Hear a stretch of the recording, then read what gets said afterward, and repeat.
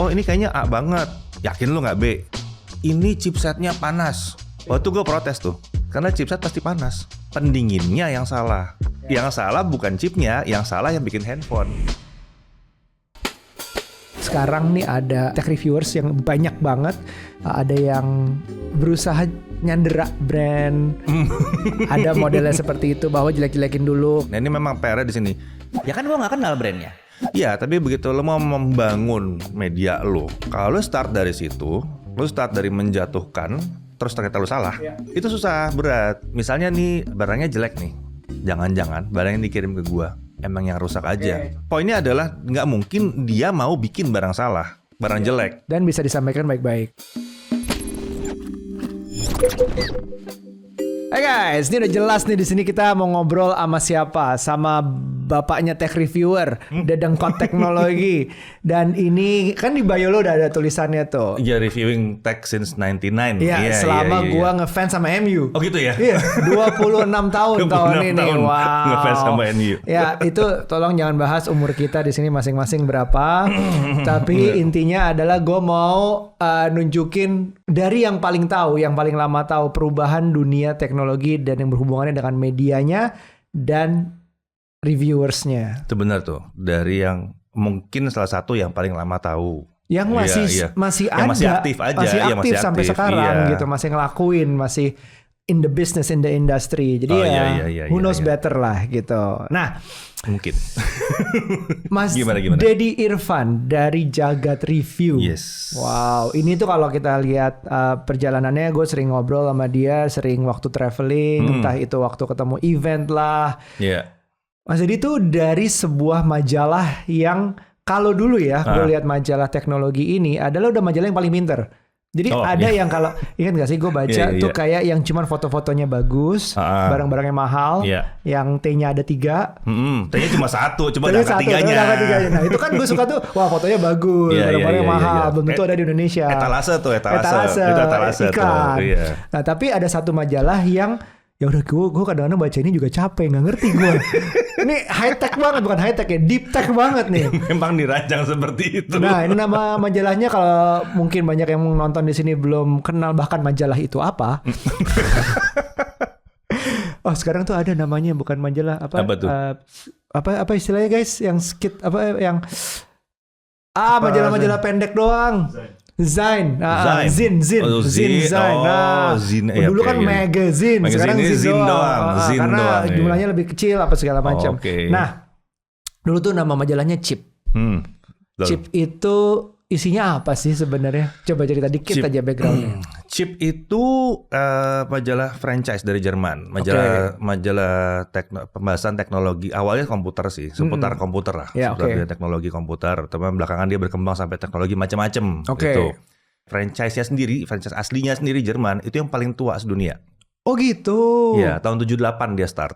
Oh, oke. Jadi dia sebetulnya dia majalah komputer pertama di dunia. Jadi ini sama kayak waktu gua pertama kali ke IFA, itu adalah pameran teknologi tertua di dunia juga, dari Jerman juga, di Berlin ya. Iya, karena emang sana yang mulai. Kalau teknologi sana. Oke. Walaupun sekarang teknologi udah kemana-mana. Iya. Yang mulai dari sana dulu, dari tahun 78 dia mulai di situ. Nah, franchise-nya kalau nggak salah di Indonesia tuh tahun 95 kalau nggak salah startnya. Nah, gue join 99. I see, huhu gitu. I see. Jadi kita bisa jump in. Nah, terus Chip itu kan sangat teknis waktu itu. Dia ngomonginnya hardware, lebih banyak hardware, komputer terutama. Iya. Ada software. Cuma partnya gua memang hardware. Majority juga hardware waktu itu ya. Iya, yang paling banyak dicari karena hardware. Nah sebenarnya secara nggak langsung sekarang juga yang laku tuh yang lebih banyak hardware-nya. Kita ngomongin smartphone, tablet, daripada ngomongin software-nya. Sebetulnya sekarang enggak sih, sekarang udah campur sih. Udah campur. Oke. Campur kalau sekarang. Cuman memang yang paling banyak dibahas hardware-nya. Iya. Nah, dari Chip terus sempat jadi IT trainer ya. Oh, sempat jadi IT trainer. Masih sekali-sekali. Oke, benar. Tapi lewat Jagat sekarang. Iya, betul. Nah, Jagat Review itu adalah reviewer teknologi sebenarnya, tapi udah besar banget, udah lama. timnya udah rame banget, udah jalan-jalan ke Jepang kemarin. Ada 20-an lah ya. 20-an tim Nah. dan talks about a lot. Jadi dari review gadget, Yeah. semua bentuk gadget, sampai jalan-jalan setiap 1-2 bulan sekali. Enggak sih, jalan-jalan Alah. enggak sih. 2 minggu. Wah, 2 minggu sekali, apalagi sekarang ya. Udah lepas COVID, terus sekarang semua udah jalan-jalan semua lagi, udah tuh. Udah sampai ampun Pak, udah Iya. nyerah-nyerah atau ampun nggak kuat ampun. Padahal timnya udah banyak juga yang berangkat nggak harus Udah giliran. Udah digilir. Udah iya, giliran, iya. udah giliran. Nah, ini dalam bentuk gue pengen lihat sekarang ini kan banyak tech reviewer yang ngeklaim dirinya tech reviewer / YouTuber / content creator. Sedangkan Mas Dedi ini lebih lagi yaitu keklaim dirinya media juga. Media. Jagat Review Iya. adalah media. Itu media. Nah, Mas Dedi ini satu-satunya yang berangkat dari media, still stay in media, tapi berkembang sebagai content creator. Nah itu kan bingung kan? Nah, bingung kan? Bingung. YouTuber iya, content creator iya, influencer iya nggak? Iya juga kan? Iya juga sebetulnya. Jadi kalau dibilang apakah kita media, basis kita media. Jadi aturan-aturan yang kita pakai memang aturan yang pakai kode etik jurnalistik. Kode etik jurnalistik. Iya semuanya wartawan kita jadinya jatuhnya ya. Kalau mau dibilang kita YouTuber, karena kita pakai YouTube Iya. salah satunya Sebagai platformnya, ya iya YouTuber jadinya Betul. kan. Secara sederhana disebut YouTuber. Mau dibilang tech reviewer, ya dari dulu juga kita nge-review tech. Dari awal Dari jadi berdiri juga, iya. dari awalnya juga bahkan dari sebelumnya gue pun di Chip itu review tech gitu kan. Jadi tech reviewer juga. Kalau mau dibilang influencer, ya sebetulnya koran juga influencing. Iya, betul. Gitu. Ya semua orang yang menginfluence orang lain ya influencer. Influencer harusnya. Jadi agak bingung sih dikategorikan di mana gitu. Nah, makanya nih semua ini jadi kita bisa bahas nih. Banyak juga kadang-kadang rame-rame membedakan brand, misalnya gue kerja sama brand tuh ada membedakan nih undangan media, nih undangan reviewer. Beda. Betul. Terus treatmentnya buat media yang berangkat sama reviewer yang berangkat Bisa beda. Nah, itu tuh membuat kondisinya juga kadang-kadang ada konflik, pernah terjadi. Ada kesenjangan lah. Kesenjangan. Ada kesenjangan. Nah, Mas Dedi ini yang kadang-kadang. paling netral menurutku karena di dua pihak tuh bisa terjadi. Iya, Walaupun betul, kadang-kadang betul. lo duduk sama tech reviewer. Bener nggak? Betul, tergantung kalau gua. Itu kan terserah brand yang undang Terserah ya. brand undang. Kadang-kadang terserah gua juga. Oh iya benar lo maunya di mana? Oh oke. Oh iya lo bisa pilih slot waktu yang Ini gue mana lihat ya. ini acaranya seru yang mana ya gitu. Oh ini yang lebih teknis, yang ini nih. Oh yang sama tech reviewer lebih teknis. Gue pindah ke situ gitu.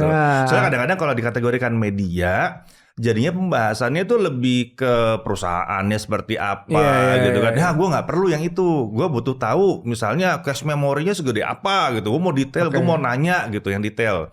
Ternyata adanya sama tech reviewer. Gue ikut situ gitu. Jadi yang membedakan ini sebenarnya berangkat dari brand. Yang membeda-bedakan sebetulnya banyak pihak sih ngebeda-bedain. Coba awalnya siapa aja? Misalnya gue mau cerita. Gue pernah pengalaman diundang ke Surabaya. Ini pasti inget kalau gue kasih clue-nya dikit-dikit. Sebuah launching yang brand smartphone di banyak stasiun TV. Oh, oke, Pasti iya, nggak? iya. Nah. Oh, Surabaya apa Jogja sih? Surabaya apa Jogja? Oh Jogja. Sorry Iya, Jogja. Jogja. Nah Jogja itu sempat terjadi konflik waktu itu. Bahwa tech reviewer dapat treatment lebih baik daripada media. Hal kecil dari mau penjemputan. Saya tahu itu masalahnya di mana. Ya. Tapi bukan masalah tech reviewer atau media loh. Oh bukan ya? Bukan. Tapi bagaimana kalau seandainya itu tidak dibedakan oleh brandnya? Bahwa semuanya sama aja. Saya meluruskan sedikit. Yang waktu itu kejadiannya, karena gue tahu kejadiannya kenapa gitu. Itu bukan pembedaan tech reviewer dengan media, bukan. Acara itu, ini behind the scene banget sih sebetulnya sih. Acara itu tadinya tidak segede itu undangannya. Tapi membesar. Nah, belakangan budgetnya membesar. Terjadilah undangan tambahan. Nah, yang banyak diundang di undangan tambahan adalah memang banyak media-media yang jadi diundang gitu loh. Gitu. Tapi dari gue, point of view yang terjadi di saat itu adalah gue dikirimin mobil penjemputan yang di labelnya adalah tech reviewer only. Oh, udah gitu ya? Yang nggak ada label tulisan jadi sih. Di kloter pertama pun udah dipisah begitu ya? Iya. Terus sedangkan kalau nggak salah slot gue tuh yang datang cuma sendiri gitu. Jadi gue satu mobil buat gue doang, bukan Iya. karena nama gue, tapi karena nama tech reviewer. Padahal nggak ada yang minta gitu. Iya. Dan yang media bareng-bareng dengan mobil lain. Nah gitulah, itu salah satunya. Iya, tim gue masuk di media, seinget gue. Oke. Iya, kita dimasuknya di media, tapi di undangan pertama. Nggak berasa. Tapi jadinya. ini karena nggak terjadi bukan di satu event itu doang. Di beberapa event tuh lebih ke arah, media jam segini, tech reviewer jam segini. Iya. Media ruangan sini, tech reviewer ruang sini, duduknya juga gitu segala macam. Mungkin kebanyakan mereka melihat dari cara penyampaiannya akan beda karena gayanya juga beda. Stylenya aja yang beda. Oke. Yang satu mungkin stylenya lebih lebih konvensional. Jadi karena mau nulis lempeng aja tulisannya, memberitakan secara lurus aja gitu ya, part-partnya ada ini. Sementara buat yang berhubungan sama kayak YouTube gitu ya, terlepas itu media atau bukan sebetulnya, akan butuh angle-angle yang beda. Begitu digabung, ini nanti pada nanya kan, kalau ini gimana, kalau ini begini, ini pertanyaannya akan beda nanti jatuhnya nih. Jadi biasanya sih itu dibedakan supaya lebih optimal di dua-duanya. Biasanya begitu. Dan menurut lu sebenarnya definisinya sendiri media itu apa dan tech reviewer itu apa? Gimana tuh? Agak lucu. Karena sebetulnya media ya semuanya media ya. Semuanya itu media. Semuanya itu harusnya media kan. Media independen, media individual sendirian ya media juga kan sebetulnya. Media juga benar. Iya betul, media juga sebetulnya. YouTuber ya sebetulnya bisa dibilang sebagai media juga. Betul. Gitu. Tinggal pola kerjanya aja sih. Pola kerjanya sama acuannya apa, patokannya apa. Biasanya yang dibilang sebagai acuan dasar itu adalah kalau mengatakan sebagai media, itu berarti ngikutin kode etik jurnalistik. Itu coba. Betul. Ini yang mungkin banyak yang sebagai tech reviewer atau yang sebenarnya kita kategorikan media juga nggak tahu kode etik jurnalistik. Padahal dijalanin. Iya, padahal dijalanin. Banyak yang udah ngejalanin kok sebetulnya. Nah, kayak hal seperti tadi kita sempat ngobrol kode etik jurnalistik. Jurnalistik itu adalah salah satunya tidak berniat buruk. Iya nih. Coba sampai mencatat tadi. Ada 11 guys. Ada 11 poin tadi itu. Tuh. Ini kode etik buat wartawan ya. Jadi wartawan Indonesia bersikap independen, menghasilkan berita akurat, berimbang dan tidak beritikat buruk. Oke. Gitu. Jadi tidak ada maksud buruk di situ, tapi cuman mau menyampaikan berita. Jadi gue setuju kalau sebenarnya setiap tech reviewer itu harus menganggap dirinya media juga. Harusnya begitu sih. Harusnya begitu karena dia sudah memberitakan, dia sudah memberikan influence juga sama. Media pun juga sebagai memberikan influence. Tapi mungkin ada yang belum memahami kode etiknya. Ya, salah satunya biasanya yang bikin beda adalah mereka-mereka yang datang dari media besar.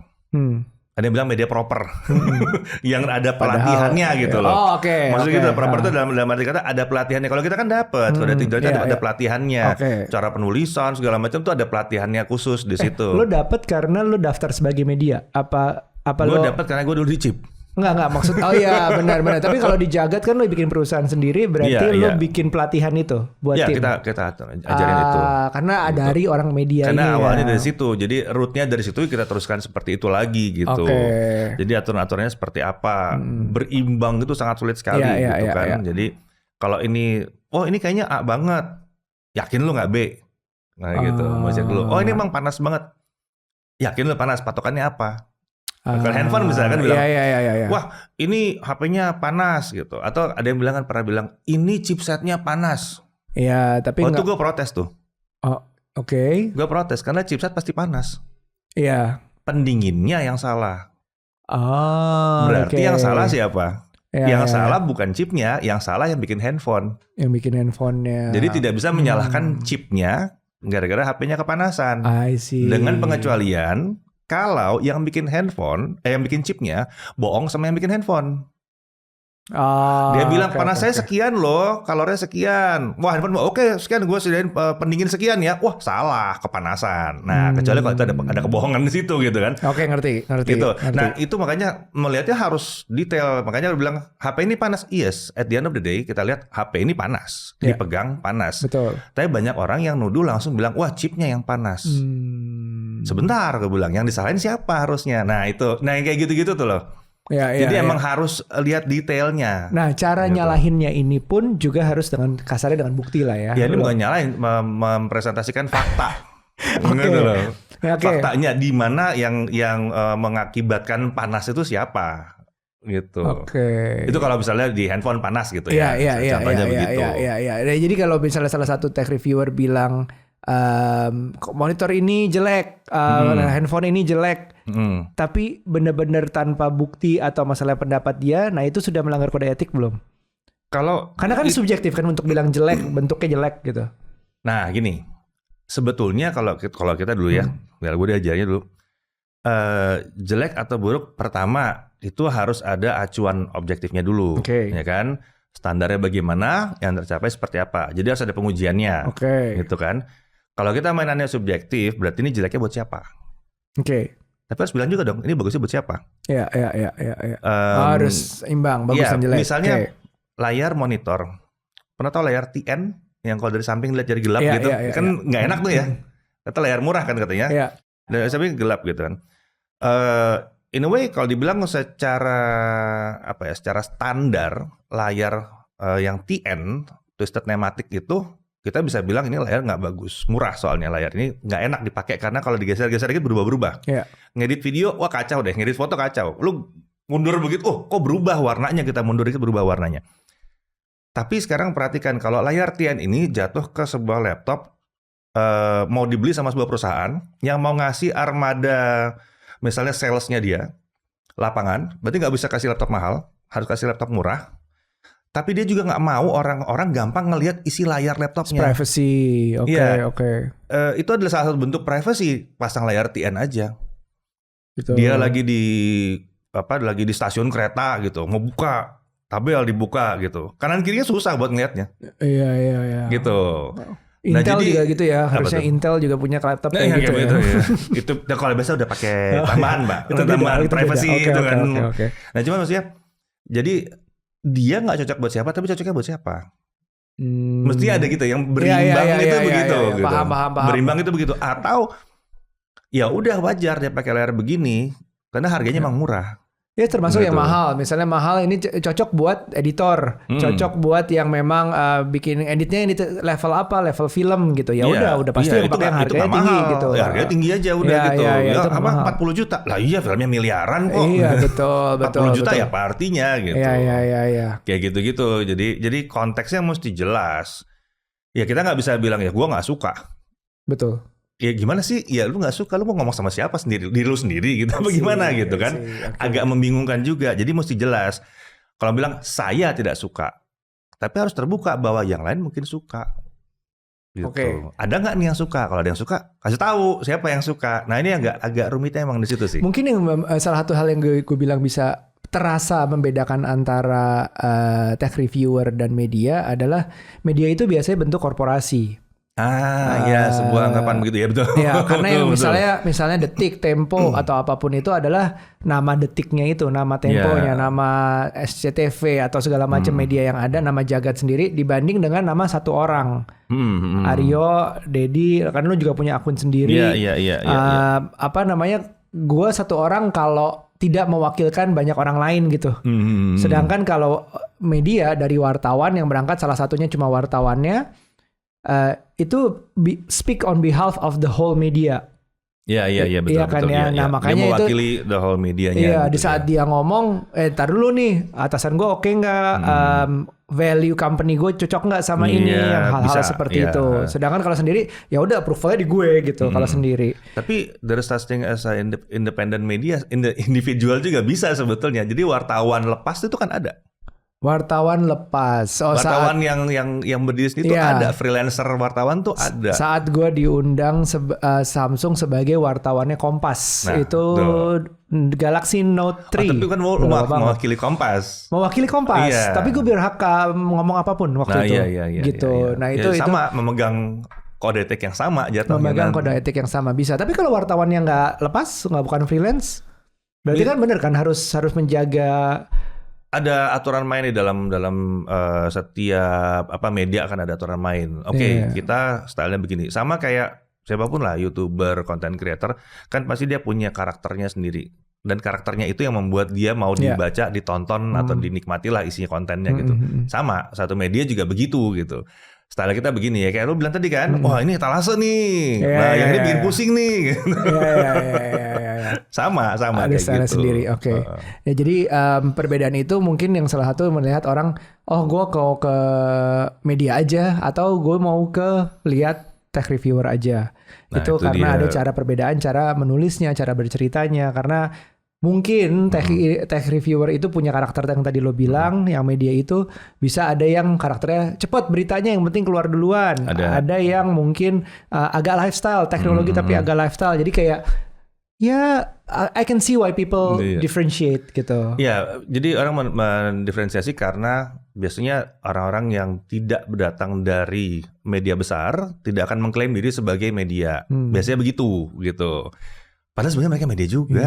Padahal sebenarnya ya tech reviewer yang menganggap dirinya persorangan itu sebenarnya harusnya PT juga atau Harusnya Seville juga iya, sama aja dari pajak situ. mas, pajak itu harus dipikirin tuh mau itu channel YouTube lo sekecil apa sebesar apa, ini berlaku buat influencer juga ya semuanya kalau di mana sudah ada kerjasama dengan brand dan sudah mulai menghasilkan dan hasilnya pelan-pelan nambah dan signifikan. Daftar sebagai korporasi please. Pusing kalau nggak pusing nanti. Iya. Pas sendiri terus ya teoritis bisa. Gitu. Dan beberapa agensi juga kayaknya melihat bahwa yang namanya YouTuber atau konten kreator itu lebih banyak dianggap itu bukan PT gitu. Iya. Yang lucu berhubungan dengan kita juga kadang-kadang PT gitu. Oh, Jagat dianggap nggak PT? Sering ada yang mempertanyakan, ternyata PT gitu. Wow, padahal udah pakai nama Jagat Review dan tim sebanyak itu ya. Makanya, bukan PT loh, ya PT dong. Iya. Gitu. Kok gue gak ada yang kaget ya? Oh udah PT gitu. Gue pikir persorangan gitu. Enggak. Jadi tujuannya maksudnya ini semakin blur perbedaan antara media dan tech reviewer karena menurutku sama-sama media, sama-sama reviewer dan sama-sama sekarang bentuk korporasi juga harusnya. Iya, sama aja. Nah, harusnya mungkin nggak ada perbedaan. Ya bisa jadi, tapi gini, kalau dibilang nggak ada perbedaan, bener sih sebetulnya tidak ada perbedaan. Cuma yang jadi masalah adalah yang menjalankan ini tanpa melihat bahwa mereka sebetulnya media juga, itu jarang melihat kode etik jurnalistiknya. Gitu. Walaupun banyak yang menjalankan, tapi banyak yang nggak sadar bahwa itu ada gitu. Oke. Itu yang disayangkan cuma di situnya doang. Oke, kode etik jurnalistik 11 nanti akan gue tulis linknya di bawah karena agak panjang tapi bukan sebagian besar, semuanya itu benar kok. Iya. Semuanya itu adalah hal yang seharusnya dijunjung untuk media dan untuk tech reviewer. Iya. Itu benar-benar melambangkan harusnya kita ngomong gimana. Nah, salah satu yang menarik tadi kita bahas juga misalnya kita kan disebut influencer. Ada beberapa yang menyebut entah itu self-claim atau disebut orang. Influencer adalah seseorang yang menginfluence orang lain. Entah itu untuk keputusan membeli, untuk keputusan tidak membeli, bahkan sampai level biar rame adalah gue langsung aja jelek-jelekin. Gue goreng aja gitu. Gue goreng aja, gue jelek-jelekin. Gue anggap ini jangan beli ini, jangan itu. Tapi di satu sisi, tadi di etika jurnalistik ada tidak beretikat buruk. Nah, itu. Tidak beretikat buruk. Itu menurutku masih perlu dijelaskan lagi. Etikat buruk itu menurut siapa? Karena bisa jadi defense-nya yang bilang jangan beli ini ya. Itu adalah etikat baik untuk menyelamatkan orang lain nggak beli. Gitu misalnya. Betul. Gimana tuh menjelaskannya etikat buruk tuh gimana tuh? Kita masuk ke pasal 3. Oke. Seru nih kalau sama dosen kayak gini. Wartawan Indonesia selalu menguji informasi, memberitakan secara berimbang, tidak mencampurkan fakta dan opini yang menghakimi, serta menerapkan asas praduga tak bersalah. Harus ada itunya, asas praduga tak bersalah. Oke. Misalnya nih barangnya jelek nih, asas praduga tak bersalah. Jangan-jangan barang yang dikirim ke gua emang yang rusak aja. Oke, contoh satu, gitu, betul. Kalau contohnya makanan misalnya, tadi kan bicara makanan gitu. Kalau makanan, jangan-jangan emang hari ini aja nih dia apes nih. Entah kompornya lagi rusak, entah minyaknya dapatnya salah apapun atau apa gitu. Gitu. Makanya kalau gue sih, preferensi gue seperti kayak slogan di restoran Padang. Apa itu? Kalau enak bilang sama semua orang, kalau nggak enak bilang sama kami. Iya. Jadi mungkin kalau kita menemukan barang yang tidak baik, itu ngomong dulu sama yang ngirim barang, yang ngasih barangnya itu. Coba ini gini. Nah nanti gue pernah terjadi solusinya, coba deh balikin dulu, mungkin yang itu salah, nanti gue kirimin yang Iya, lain betul. gitu. Kalau masih salah juga mungkin the whole batch atau gimana gitu. Ya, gue pernah sih the Pernah whole kan? batch salah. Gimana tuh? Pernah gue the whole batch salah. Akhirnya nggak jadi review. Tidak gue masukkan dalam review dan mereka nggak mengganti batch itu. Oh wow. Di Indonesia ditarik. Oh. Pernah, itu pernah. Dulu bahkan dari zamannya Chip udah pernah gue Nah, ngelakuin itu. padahal kejujuran seperti ini ngebantu banget buat brandnya. Betul. Dan ngebantu buat orang banyak juga. Iya, Akhirnya betul. tidak memakai batch yang atau produk yang salah. Iya. Oke. Jadi tidak berniat buruk dimulai dengan seperti itu ya. Ya mulai dari seperti itu. Dan ini banyak orang yang bilang nih, nah ini memang PR-nya di sini. Ya kan gue nggak kenal brandnya.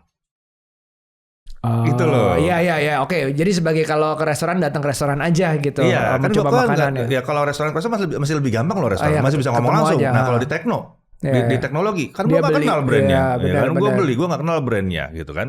Ada yang bilang kayak gitu. Ya, tapi begitu lo mau membangun media lo or whatever channel lo itu, kalau lo start dari situ, lo start dari menjatuhkan, terus ternyata lo salah, Iya. atau ternyata cuma bahas itu doang, ya kan?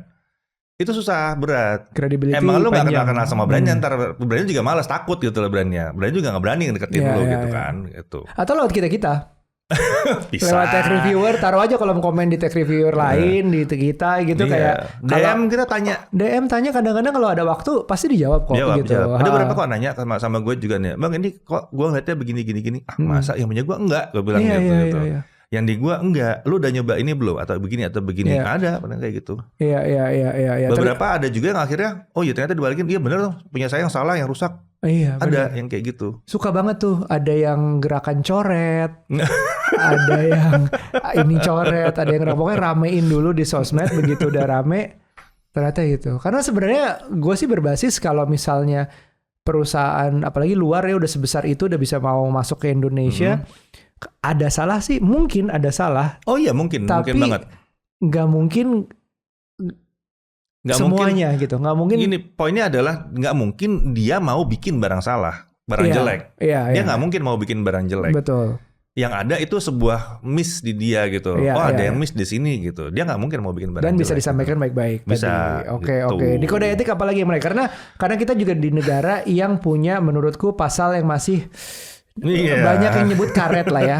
Jadi kalau misalnya kita ngomongin, ini paling gampang kalau kebanyakan orang adalah ke restoran biasanya. Barang jelek kita nggak bisa bilang makanannya begini, langsung kita bisa kena pasal karetnya itu. Ya, Nah. ini ada nih, menarik nih. Ini ada yang menarik nih. Wartawan Indonesia memiliki hak tolak untuk melindungi narasumber yang yang tidak bersedia diketahui identitas maupun keberadaannya. Oh, oke. Oke, ya yang sebut saja mawar tuh sering kan. Iya, yang- mungkin misalnya gini ya. Tapi kalau di Tekno misalnya ada yang kirim barang ke kita, gitu kan, gitu. Barang kita terus ternyata jelek gitu. Ya kita punya hak untuk menolak menyebarkan dia gitu. Kita punya hak. Ditanya pun kita bilang enggak. Kita nggak mau kasih tahu. Ada sih yang jelek tapi kita nggak mau kasih tahu. Misal kayak gitu. Oh, oke. Bisa kayak gitu. Kita pernah bilang ini barang ini yakin lah, yang ini tuh tidak seburuk yang lain yang ada di pasaran. Bahkan ada yang lebih buruk dari ini. Cuma kita bisa nggak usah ngomong yang mana yang buruk itu, nggak usah diomongin Oke, aja oke, gitu. oke, iya, Karena iya, oke. melindungi yang sana, melindungi narasumbernya juga Oke, oke. gitu. Masih bisa seperti itu. Tapi gitu tadi loh. sempat lo bilang di offline tadi bahwa benarkah media tidak terkena pasal karet itu? UU ITE. Oke. Posisinya Sebetulnya selama yang dipaparkan itu adalah sebuah kebenaran yang bisa dibela, ya. Nggak jebol ya, tapi ya nggak ada hal-hal yang lain ya. Ya selama masih dalam kode etiknya, Masih dalam kode etiknya masih kepegang ya, masih kepegang tidak semua. berniat buruk apa Iya, segala nggak niat macam. buruk segala macam, tidak bisa dibuktikan semuanya. Itu nggak bakal kena sih sebetulnya. Oke. Jadi yang dinyatakan itu harus sebuah kebenaran, Ya, gitu. ya. Itu ada kok, itu ada. Dan itu perbaikannya UU ITE. Oh gitu. Singkat gue itu perbaikannya UU ITE ada kayak begitunya. Ya tapi kebenarannya itu susah kan. Itu dia, makanya peganglah semua ini 11 biji. Lagi linknya di Dipegang bawah. dengan kuat nih 11 biji ini. Iya karena selama ini juga gue ngobrol sama ngeliatin konten orang lain, terus kita ternyata rame masalah, oh ini jelek-jelekin banget, terus gue ngobrol sama brandnya kebetulan kenal, emang nggak bisa ya bilangin dong temen lo itu untuk kenapa nggak ngobrol sama kita dulu sebelum taruh di konten gitu. Betul. Tapi brand itu gue udah tahu brand itu pasti nggak bakal nyerang dengan ITE karena nggak mungkin brandnya terlalu besar misalnya, karena dia juga nggak mau waste resources, time segala macam untuk ngapain gitu. juga, karena begitu ada masalah juga kemana-mana nanti nggak akan nyerang kalau brand besar seperti itu menurutku. Tapi dari tech reviewernya sempat kenapa sih harus bikin demi konten, demi reach engagement, demi ramenya harus ke situ, harus ke publik dulu sebelum ngobrol sama itu. Pertanyaan yang gue bingung juga, kenapa? Buat apa gitu? Kalau di kita, kalau memang ada barang bermasalah kita pulangin aja udah. Iya. Gitu. Jadi itu ya kalau banyak yang nanya ke Jagat, ini kok nggak di review, ini kok nggak di review. Cuma ada 2 kemungkinan barang itu tidak kami review. Satu, barang itu tidak bisa kita dapatkan atau belum sempat kita review ya. Intinya belum sempat aja ke review, atau barang itu segitu jeleknya kita nggak mau review. Ya betul. Gitu. Nah, apa bedanya dari lo 26 tahun mereview gadget dari zaman majalah sampai sekarang nih ada tech reviewers yang banyak banget sampai kata kalau nggak salah ngobrol lo sama Wisnu ya pernah ngobrol soal ada yang apa ya berusaha nyandera brand. Ada modelnya seperti itu bahwa jelek-jelekin dulu kalau nggak biar dapat kerjasama menarik perhatian dengan cara yang apa dari pengalaman lo sendiri apa bedanya dulu sama sekarang dan mungkin kedepannya akan seperti apa dunia jujur reviewing kata ini? Di setiap generasi ada aja yang melakukan itu. Setiap generasi bahkan tanpa ada YouTube pun dulu melakukan. Ada aja yang melakukan itu. Di setiap generasi itu ada aja yang melakukan gitu. Dalam tanda kutip menyandera brand atau salah paham, jadi dia nggak ngerti tentang produk itu, ke-publish atau di-publish. Dan zaman dulu kan lebih parah ya, kan cetakan. Iya, nggak bisa diedit, di take down, ya udah dijual, udah sampai betul. Terus lu kasih pernyataan mohon maaf juga cuma satu kotak kecil di belakang. Asli, itu aneh banget juga. Itu aneh banget. Nggak ada yang baca juga. Nggak kebaca. Sementara mungkin beritanya di awal headline. benar. Gitu. Jadi gue lihat di setiap masa ada aja yang melakukan itu. Dan kedepannya tetap akan ada. Ya gue gak heran kalau itu tetap ada sih. Dinamikanya di situ. Cuman menariknya nih. Selama 25-26 tahun ini yang gue lihat ya. Semua yang berusaha dengan cara seperti itu gak ada yang maju. Gak ada yang maju. 26 tahun termasuk dari zaman media gak ada yang maju. Gak ada yang maju. Di zaman media gak ada yang maju. Di zaman website beberapa ada yang kayak gitu juga. 1-2 lah ya. Gak maju. Mati ya. Berhenti ya udah nggak kemana-mana lagi gitu. Dan itu kelihatan itu sebuah pattern yang berulang. Yang terlalu ekstrim selalu kesandung sendiri.